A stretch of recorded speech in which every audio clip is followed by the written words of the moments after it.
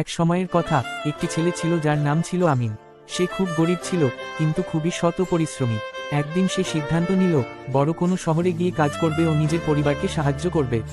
রওনা হওয়ার আগে তার মা তাকে উপদেশ দিলেন, বাবা, যত কষ্টই হোক না কেন, কখনো মিথ্যা বলবি না। আল্লাহ সব সময় সত্যবাদীদের সাহায্য করেন।